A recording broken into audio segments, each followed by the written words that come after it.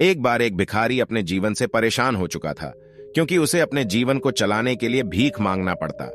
उसे हर एक चीज के लिए भीख मांगना पड़ता था।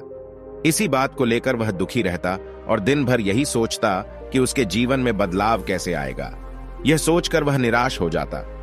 वह हर दिन देखता कि बहुत सारे निराश और परेशान लोग आंखों में आंसू लिए और विभिन्न चिंताओं से परेशान लोग महात्मा बुद्ध के आश्रम की तरफ जाते और वापस लौटते समय वे लोग बहुत खुश दिखाई देते थे। वह भिखारी यह नहीं समझ पा रहा था कि भगवान बुद्ध उनके साथ ऐसा क्या करते थे कि वह बहुत खुश हो जाते थे। वापस लौटते हुए लोगों के हाथों में ना तो ढेर सारे पैसे होते थे और ना ही सोना चांदी, तो फिर वहां ऐसा क्या होता था कि लोग भगवान बुद्ध के पास से लौटते वक्त इतना खुश हो जाते। ये सब देखकर वह भिखारी भी निर्णय लेता है कि वह भी महात्मा बुद्ध के पास जाएगा और देखेगा कि वहां ऐसा क्या हो रहा है कि दुखी लोग उनके पास जाकर कितने खुश हो जाते हैं। अगले दिन वह महात्मा बुद्ध से मिलने के लिए चल पड़ा, जहां महात्मा बुद्ध मौजूद थे। वहां बहुत लंबी लाइन लगी थी। वह भिखारी भी लाइन में लग गया और लाइन में लगकर अपनी बारी का इंतजार करने लगा।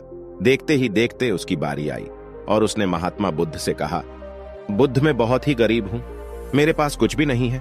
मुझे मेरा जीवन जीने के लिए भी दूसरों के पास भीख मांगनी पड़ती है। अब आप ही बताइए कि मैं अपने जीवन को कैसे बेहतर कर सकता हूं। यह सब सुनकर महात्मा बुद्ध ने कहा, तुम गरीब नहीं हो। तुम्हें ऐसा लगता है क्योंकि आज तक तुमने कभी किसी के लिए कुछ भी नहीं किया, ना ही तुमने कभी किसी को दान दिया, ना ही तुमने दूसरों के लिए कुछ किया। यह सब सुनकर भिखारी के मन में एक आशंका जाग उठी। आशंका को दूर करने के लिए भिखारी ने पूछा, मैं तो एक भिखारी हूं, मैं लोगों को दान कैसे दे सकता हूं और कैसे लोगों की सहायता कर सकता हूं। मुझे तो खुद अपना जीवन चलाने के लिए दूसरों से भीख मांगनी पड़ती है। यह सब सुनने के बाद महात्मा बुद्ध थोड़ी देर तक चुप रहे और फिर उससे बोले, तुम्हारे पास हाथ है जिसको तुम लोगों की सेवा में लगा सकते हो और दूसरों का भला कर सकते हो। इसके अलावा तुम्हारे पास मुंह है जिससे तुम लोगों से अच्छी अच्छी बातें कर सकते हो और दूसरों का हौसला बढ़ा सकते हो।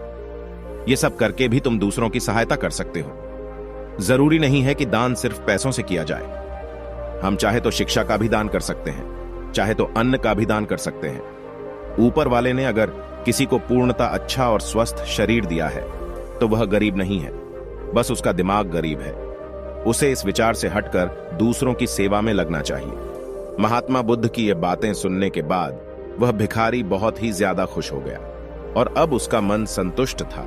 उसने वही महात्मा बुद्ध के सामने निर्णय लिया कि आज के बाद वह भीख मांगना छोड़ देगा और कुछ न कुछ अच्छा काम करेगा। दोस्तों, हम सब इस बात की चिंता में समय बर्बाद करते हैं कि हम गरीब हैं, लेकिन यह सत्य नहीं है।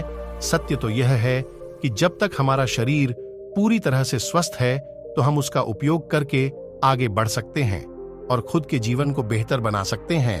अगर कोई व्यक्ति सिर्फ अपनी गरीबी पर ध्यान दें और उसे बदलने की कोशिश न करें तो वह मूर्ख है। इसके अलावा हमें इस कहानी से यह भी सीख मिलती है कि दान सिर्फ धन का नहीं, शिक्षा, भोजन, अच्छे विचार आदि का भी किया जा सकता है।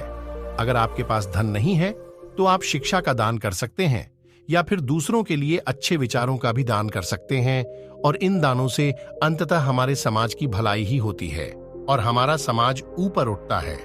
दोस्तों, आशा करता हूं कि आपको यह कहानी पसंद आई होगी, तो वीडियो को लाइक और चैनल को सब्सक्राइब कर लेना।